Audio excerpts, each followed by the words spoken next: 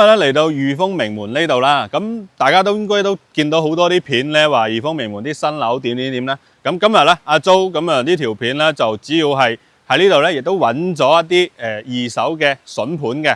咁咧就將呢一個二手嘅筍盤咧，同一個新房同樣嘅戶型啦，同樣嘅格局咧，去做一個全方位嘅對比。咁嚟到坦洲裕豐名門，好嘛？咁呢度嘅新房同埋二手筍盤，究竟係點樣去揀咧？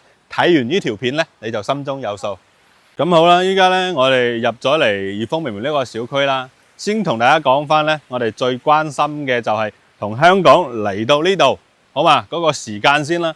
咁裕豐名門咧就位於我哋呢個屬於坦洲嘅一個界市南嘅板塊啦。咁佢門口出邊咧就係一條大馬路咧，坦洲快線。咁依家咧呢條線咧係直通翻我哋珠海嘅南灣大道嘅。咁成條路翻到關口咧，即係珠海人工島上邊啦，都係15分鐘，包括拱北關口咧，都係呢咁樣嘅時間嘅啫。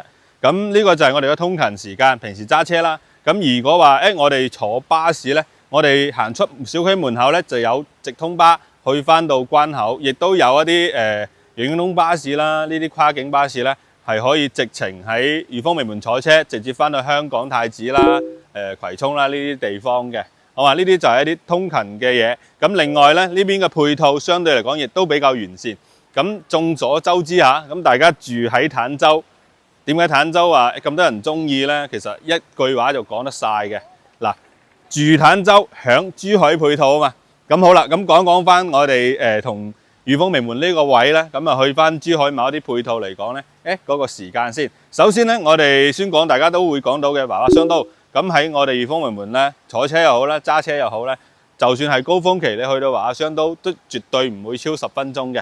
嗱，呢個就係位置，呢個就係配套。咁第二點咧，三冇會員店。咁三冇咧，好多人都習慣咗喺嗰邊消費啦，同埋買嘢嘅。咁都比較關心話，我哋周邊有冇啲咁樣嘅配套啊？其實咧有嘅。咁喺呢度相對嚟講咧，揸車你過啊，你先過。嗱。咁相對嚟講咧，我哋去翻三冇咧，其實亦都係8分鐘。但係呢樣嘢其實依家如果你慣咗咧，可以唔講嘅。點解咧？因為依家有個新玩法就係話，我哋落翻一個三冇嘅 app 咧，喺上邊選購一啲我哋需要嘅商品咧，會有人送到上門嘅，所以唔需要話我哋再過有幾近啦，或者係幾遠。雖然話我哋過翻去咧個時間亦都唔會話特別長，好嘛？呢啲咧就係我哋享受珠海嘅配套啦。咁同埋我哋裕豐名門本身。佢已經係一個成熟嘅小區，包括我哋下邊嘅底箱啦，可以滿足晒我哋日常嘅買餸啦。咁同埋一啲買翻少少嘅日常需要嘅藥品啊啲嘢，其實都有晒啦。我哋小區周邊啲底箱，好嘛？即係相對嚟講比較完善嘅生活配套。咁另外咧，仲有啲好多人話，好似坦洲咧係咪缺少啲醫療啊？其實相對嚟講嚇，醫療咧一樣㗎。我哋無論係商業配套啦，定係醫療配套咧。其實一樣係共享翻珠海嘅配套。首先同我哋呢度出發15分鐘以內咧，基本上可以覆蓋得到我哋坦洲自帶嘅一啲醫療配套咧，同埋我哋珠海嘅一啲大型少少嘅醫院嘅15分鐘左右車程，基本上可以覆蓋晒。咁呢啲咧就係我哋裕豐名門嘅一啲區位圖啦。咁同埋咧入咗嚟裕豐名門之後咧，成個小區嗱。有幾個大門嘅，東門、西門同埋南大門。咁我哋平時坐車咧，一般咧都喺翻南大門呢邊嘅，包括我哋個底箱，亦都係集中喺南大門嘅兩側。即係我哋平時日常要坐車啦，要買翻啲嘢咧，行翻出去南大門呢兩側咧，可以滿足得到噶啦，好嘛？咁另外仲有一樣嘢，我哋自身嘅配套咧，就係喺呢度出發步行5分鐘左右，應該都唔使5分鐘啊。隔離就係優越城噶啦，我哋坦洲比較出名同埋一個大型嘅商場。咁優越城咧啲業態相對嚟講咧，亦都比較完善啦。咁特別對於我哋香港街坊嚟講啊，去邊嗰邊消費啦、食嘢啦，啲飲食相對嚟講都比較符合噶啦，係嘛？可以話係用我哋白話粵語嘅一啲無障礙融入嚟呢個社區啊，可以咁講。咁啊，成個小區咧一共係分咗7期去開發啦。咁成個小區咧，佢每一期係唔分開嘅。係聯繫一齊維合一個大型嘅社區。咁現時咧新樓係買緊26棟嘅，咁個單位107啦，兩個單位同埋一個89同埋一個109。咁今日我哋個主角就係咩咧？就係揾一套二手嘅筍盤117平方嘅，咁同埋一套109方嘅新房去做一個全方位嘅對比嘅。咁接落嚟咧就跟住阿峰個鏡頭咧去睇埋呢兩個單位，睇完之後咧，我又知道究竟嚟呢邊究竟應該點揀單位啦。咁好啦，咁依家咧我哋上咗嚟啦，所在嘅樓層唔高，4樓啫。咁兩個 lift， 一共咧有我望一望先嚇，4伙，兩個 lift 4伙。嗱呢邊有2副啦，咁呢個咧係走火梯嚟嘅啊。然後咧呢度就2伙，2 lift 4伙。OK。咁依家入嚟睇睇先啦，咁呢套咧就全部裝修過晒啦，咁未住嘅痕跡嘅。嗱，佢咧成間屋嚇117個方啦，咁佢咧就將個鞋櫃咧整喺呢個入戶嘅花園喺度。其實呢個戶型咧其實可以整成4間房嘅，但係咧佢就將呢個空間細房啦整成咗一個入戶花園。嗱，都好得意㗎呢度，雙開門㗎，係嘛？雙開門。咁呢邊除咗鞋櫃之餘咧，即係我哋入戶嘅一啲功能咧，佢就移咗入去嗰個位啦。咁 OK 啦，嚟咗嗱，望眼呢個大環廳先。個露台佢係 book 咗噶啦 ，book 咗個露台。咁成個大環廳咁樣睇到咧，係嘛，舒服好多。咁然後咧，正常呢邊係餐廳位嚟嘅，正常呢邊餐廳位啦，呢2個都係新嘅，未用過。咁呢邊整咗少少嘅餐邊櫃啦。呢邊都係嗱，即係佢嘅收納空間係有嘅。咁啦，睇個廚房先。咁個廚房咧，雪櫃預留個位嘅。咁包括裏邊嘅咧，就望翻出去咧係花園嚟嘅。啲綠化都 OK 啊，樓層唔高，但係望翻出去咧，其實個 view 都幾舒服下嘅。可能你嚟到現場再去睇咧，會唔會更加舒服啲咧？咁呢啲嘅3件套啦。可以嘅3件套，包括一啲櫃啊啲嘢都係有。咁好啦，再嚟呢度呢間房其實我覺得有特色啲啊！呢度過嚟啊，佢抬高咗嘅，抬高咗，即係有少少咧嗰啲係咪榻榻米咁樣個款啊？咁然後咧呢邊就整咗一排嗰啲咁嘅收納櫃啦。我唔知點解我呢排影啲單位咧啲收納空間特別多。咁呢度咧就預留咗一個飄窗嘅，呢度預留咗飄窗，同埋咧啲房係有空調㗎嚇，房係有空調嘅。佢本身係4房單位，但係咧佢整成咗一個3房。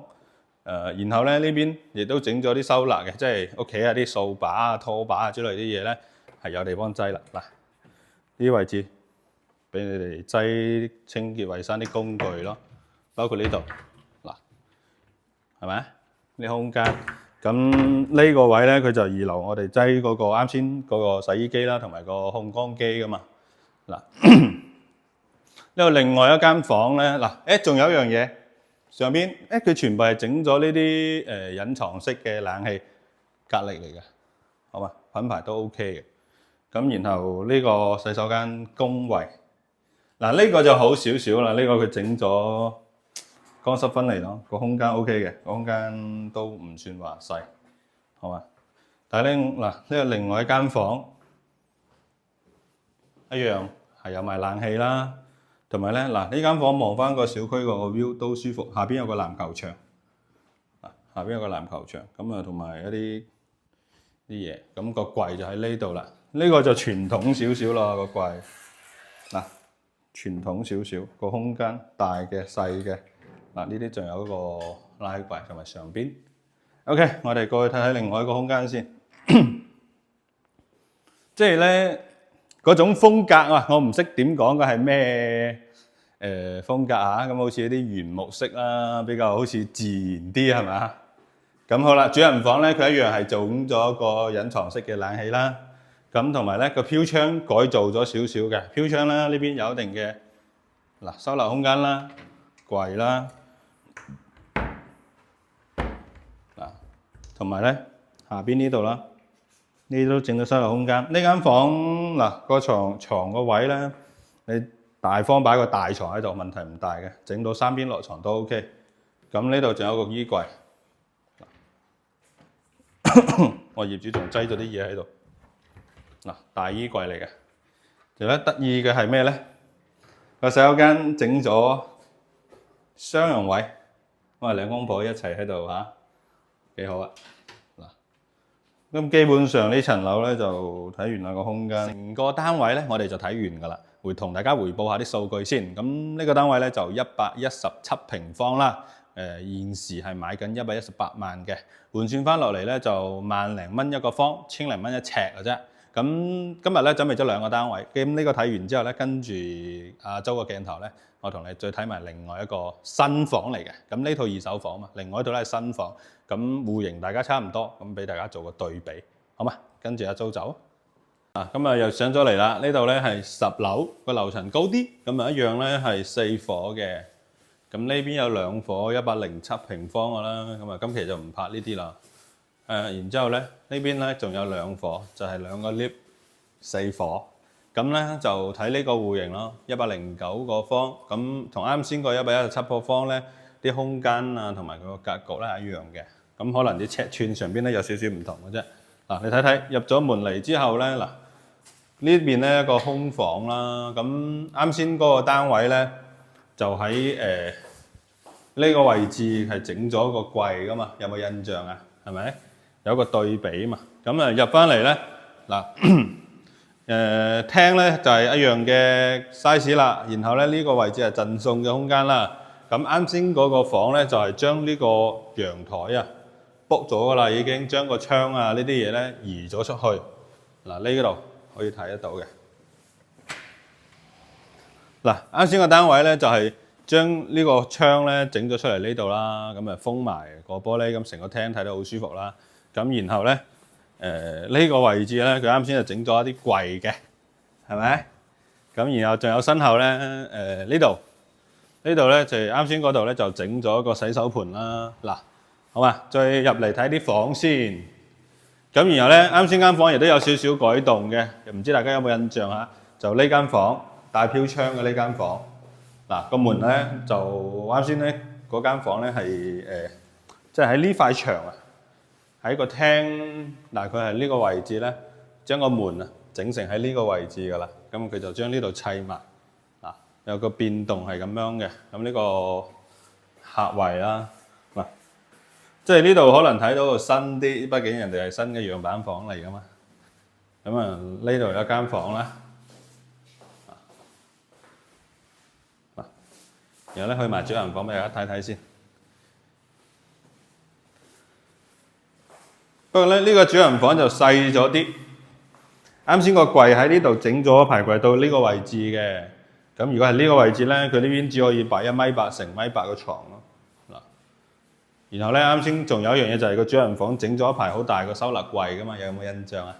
嗱，就細少少啦，好似呢個單位就啱先個單位嘅縮細版，同埋咧。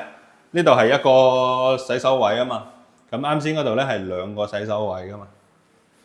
嗱，但係咧佢呢度個乾濕分離咧，呢度就整闊咗好多，闊咗好多呢度嚇。